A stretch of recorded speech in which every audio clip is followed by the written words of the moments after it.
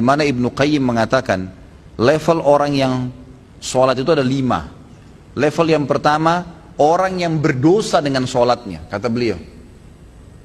Siapa ini orang yang berdosa?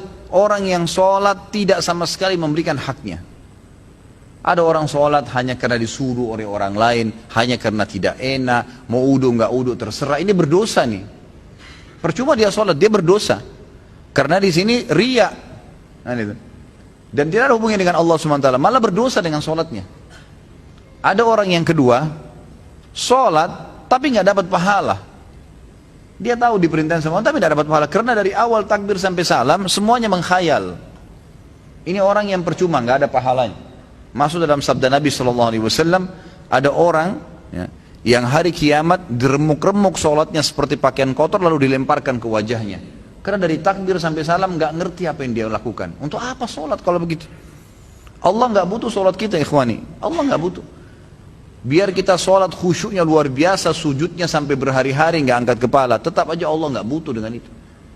Kata Nabi SAW dalam hadis Qudsi, Allah SWT berfirman, wahai anak Adam, apapun yang kau kerjakan tidak akan bermanfaat bagiku dan aku akan kembalikan kepadamu. Itu amal kalian yang akan bermanfaat buat kalian sendiri, tidak ada manfaatnya buat saya. Kata Allah SWT, hadis Qudsi. Ini luar biasa, harus kita faham nih. Ya, tidak boleh salah dalam masalah-masalah seperti ini. Maka kita harus tahu bahwasanya sholat itu kita yang butuh dan bukan Allah Azza wa Jalla. Baik, Abu Sa'id Al-Khudri, Ibnu Qayyim mengatakan tadi orang yang kedua adalah orang yang tidak dapat pahala sama sekali. Yang ketiga, orang yang dapat pahala. Dapat pahala, tapi pahalanya pas-pasan. Ini sesuai dengan sabda Nabi SAW. Ada orang yang sholat tidak akan mendapatkan kecuali setengah pahala sholatnya. Ada orang yang sholat tidak dapat kecuali 1/10 dari sholatnya. Jadi kecil, ada pahala tapi kecil. Lebih banyak menghayal daripada fokusnya.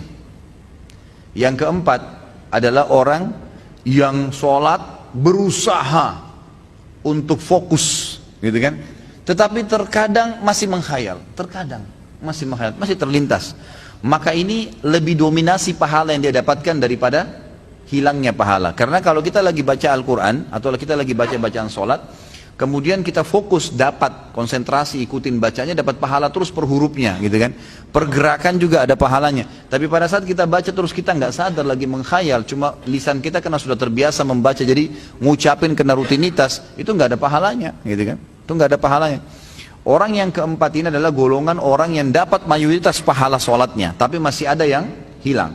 Bedanya tadi dengan orang yang ketiga, mayoritas pahalanya hilang, cuma sedikit yang didapatkan, gitu kan? Terbalik.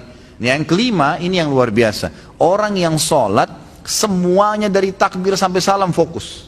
Bahkan kalau mereka sholat, mereka sudah lupa siapapun yang ada di sekitarnya. Mereka tidak perlu tahu tempat itu di mana mereka berada. Sampai pada tingkat itu. Abu Sa'id Al-Khudri radhiyallahu anhu dikatakan dalam riwayat dan masuk dalam poin yang kelima ini. Jadi bukan jangan jangan anda katakan, oh susah orang kalau fokus sholat. Itu nggak ada susahnya. Asal dia mau, dia tahu dulu nilainya kadar sholat itu. Abu Sa'id Al-Khudri berkata radhiyallahu anhu, saya pernah disuruh oleh Nabi SAW menjaga pasukan di malam hari dan Nabi SAW sedang tidur bersama dengan pasukan. Maka saya pun sholat di semak belukar. Pada saat saya lagi sholat, tiba-tiba ada mata-mata musuh dari jauh itu yang memanah ke arah saya dan tepatnya jatuh di jantung saya. Di tengah-tengah dadanya jatuh di jantungnya. Dia bilang lalu keluar darah. Tetapi pada saat itu saya sedang sangat menikmati surah Al-Kahfi yang saya baca, sehingga saya tidak merasakan perihnya dan sakitnya anak panah itu. Tetap baca surah Al-Kahfi dengan tenang. Al-Kahfi mengalahkan itu semua, gitu kan? Lalu kemudian dia berkata, mata-mata itu melepaskan lagi anak panah yang kedua. Dilepaskan anak panah kedua, jatuh tepat di sebelahnya anak panah pertama, tergores, keluar darah lagi. Tetap saya masih belum merasakan sakitnya karena nikmatnya membaca surah Al-Kahfi. Sampai musuh itu melepaskan 9 atau 10 anak panah. Sasarannya semua hampir sama, di jantung. Dia bilang, kalau bukan karena saya khawatir, ini sudah mulai berat, ini 10 anak panah di dadanya. Dia bilang kalau bukan saya khawatir saya terbunuh dengan anak panah selanjutnya, kemudian Nabi SAW dan sahabat-sahabat yang lain akan dibunuh oleh musuh, demi Allah saya akan selesaikan sholat saya dengan surah Al-Kahfi.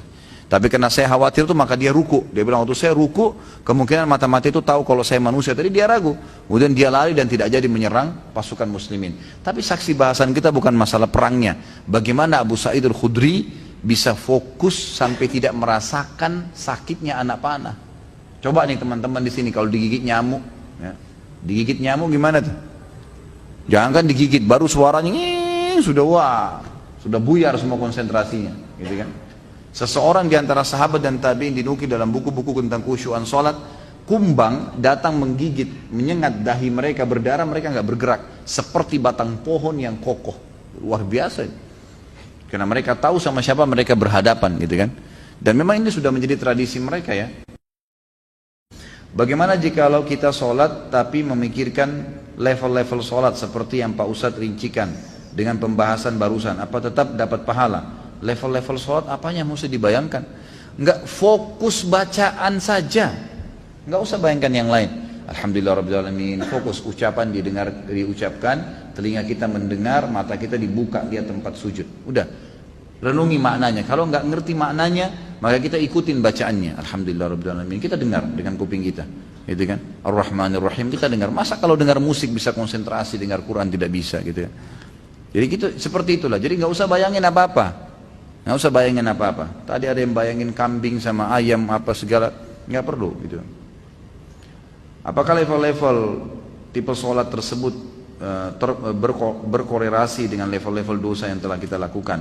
Dalam artian level 5 itu dosanya sedikit. Iya tentu saja. Karena itu memang ada hadis Nabi SAW. Ya. Jadi dosa itu bisa menghambat rezeki dan bisa menghilangkan atau mengurangi konsentrasi kepada Allah SWT. Malasnya kita ibadah justru karena adanya dosa, salah satunya.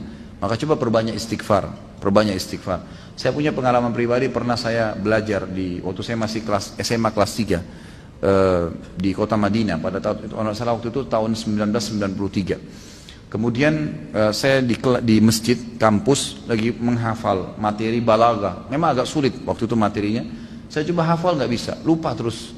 Saya juga kalau sholat, gitu kan, sering kadang-kadang tidak konsentrasi, lebih banyak menghayalnya. Subhanallah, ada teman dekat saya, Dr. Muhammad namanya, sekarang baru selesaikan S3-nya doktornya, adik kandungnya Dr. Sulaiman Raheli, sahabat dekat saya, gitu kan. Maka beliau datang ke saya dan mau mengajar. Waktu itu beliau tingkat 2 kuliah di kuliah hadis, ngajar saya. Sebelum buka buku balaghah itu, saya dari asar ini sudah baca nggak faham-faham, dari habis duhur malah. Pulang dari kelas ujian saya baca sampai menjelang isya belum faham. Habis isya dia datang ajar saya. Terus saya tanya, akhi, apa sih sebenarnya penyebabnya? Saya kalau sholat nggak konsentrasi, baca buku nggak bisa hafal-hafal. Dia ucapin kalimat subhanallah menyentuh saya. Dia bilang, mungkin kamu masih punya dosa. Padahal waktu itu saya masih kelas 3 SMA. Dan ini teman-teman perlu tahu ya, saya SMA itu di Madinah. Di Madinah itu nggak ada bioskop, nggak ada karaoke, perempuan semua bercadar, pakai jilbab. Hiburan kami itu dulu kampus, Masjid Nabawi, gitu kan. Kalaupun kita masuk ke mall, ke pasar-pasar, nggak ada musik, beli kebutuhan, kemudian pulang ke kampus. Nggak ada celah yang kita mengatakan ada dosa kayak di Indonesia. Orang yang masya Allah SMA-nya di sini luar biasa kemana-mana. Tapi itu saja masih cukup membuat saya tidak bisa khusyuk gitu. Lalu dia bilang, coba akhi, ente istighfar kepada Allah SWT, kemudian coba sholat, ya kan. Mungkin tujuan dia waktu itu mengajak untuk sholat taubat ya. Ada hadis Nabi SAW riwayat Abu Daud dengan sanad hasan. Tidak ada seorang hamba yang berbuat dosa, kemudian dia berwudu, lalu dia sholat 2 rakaat, lalu dia beristighfar, kecuali Allah ampuni dosanya. Maka saya astagfirullah wa atubu ilaih, saya berdiri, saya sholat, waktu itu 2 rakaat menghadap kiblat, subhanallah. Begitu saya salam, ini pengalaman pribadi. Begitu saya salam, saya belajar dengan dia setengah jam, buku itu saya fahami. Setengah jam buku itu saya faham. Bahkan saya hafal hal-hal yang tidak saya hafal sebelumnya, yang sudah mungkin 6 jam saya belajar, gitu kan. Subhanallah.